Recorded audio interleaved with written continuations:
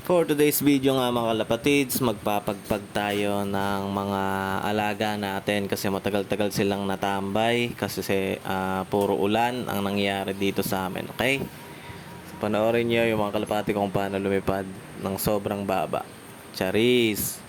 Ano ka nasisira, ulo? So, sa pagpa-feathering ng kalapate, kailangan yung tatlong bagwis sa dulo or yung 10, 9, 8 na feathers nila, yun yung pinuputol.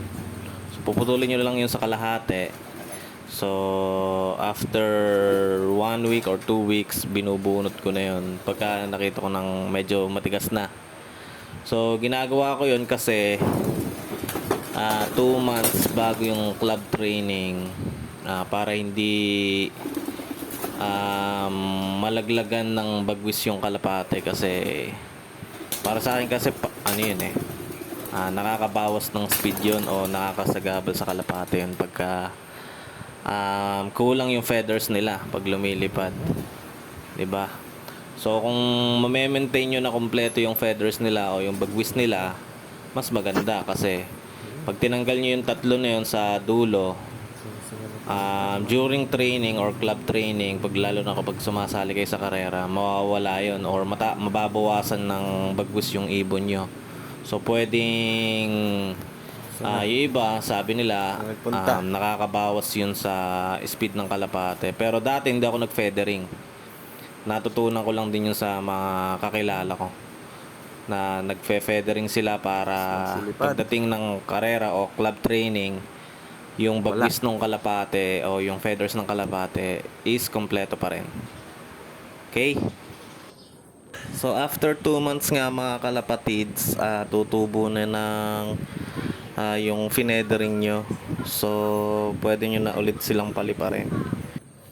Gusto nyo lumipad.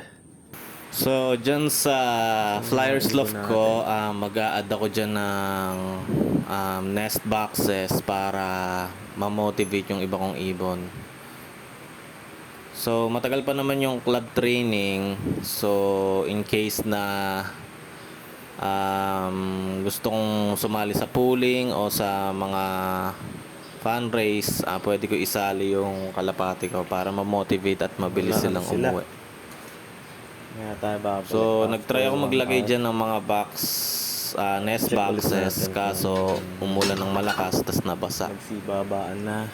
So ang gagawin ko na lang, ilalagay ko na lang din siguro sila sa breeder cage o kaya maglalagay na lang ako doon ng breeder cage sa taas para magkaroon sila ng territory doon para sanay din sila o mas lalo silang ma-motivate. So hanggang dito na lang muna mga kalapatids ang video. Sana may natutunan ulit kayo sa vlog ko ngayon. Salamat sa panonood and keep safe everyone.